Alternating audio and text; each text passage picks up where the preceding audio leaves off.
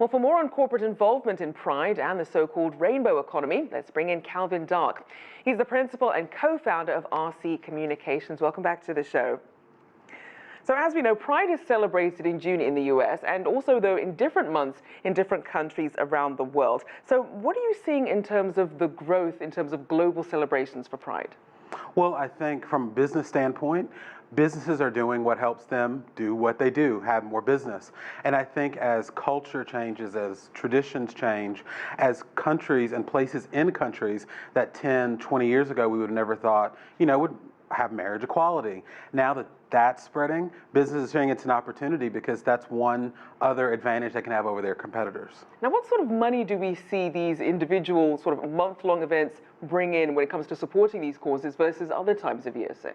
Well, I think because the movement for LGBT equality has a very recognizable and easy to duplicate symbol, it does make it easy. And you notice there are a lot of companies that don't even make statements about LGBT issues. But if they put a rainbow on a product, they're automatically associated with all the goodwill. And so in that sense, it builds businesses who may not even be actively participating in civil rights for LGBT or anywhere in this country or abroad. And that's the interesting issue, because there is some skepticism that you do have these companies which appear to be visibly supporting the LGBT community during Pride, but then when you look at their workforce, the sort of things that they invest in, we're not seeing that same level of commitment. How can people be sure that these companies are actually walking the walk? Well, I think it's important to see what happens during the parades in June, but then what happens when Congress comes back in session in the fall. As you mentioned in the lead up, most states in this country do not have laws that prohibit discrimination against LGBT citizens. So those same companies need to be just as vocal that they're going to make that a legislative priority. Something here in the US that's a little bit different too. Companies have to remember that they may have dealings with a project or a politician on an issue totally unrelated to LGBT equality. But if that same person or project or politician is tied to what's perceived as discrimination, they have to restructure their business in an area that has nothing to do with it other than image. So it definitely can be something of a minefield. So what sort of efforts are being made to really make it more transparent about who these companies are supporting? Well, I think that's where social media really helps, because it's one thing to do the big push for, with rainbow symbols all over your products, but it's really easy to Google who is supporting who. And it's really easy to put on social media who those companies are. We're seeing that happen every time there is an incident where a company sponsors a show. They may not have anything to do with the content of it, but whether it's LGBT rights or abortion rights in the US, companies have to be quick, because all you need is one Twitter thread about what you support to ruin your business. Now, let's also talk about this issue of allies. We know that when Taylor Swift came out with her music video, a lot of people were like, is she really an ally? Is she just capitalizing on Pride?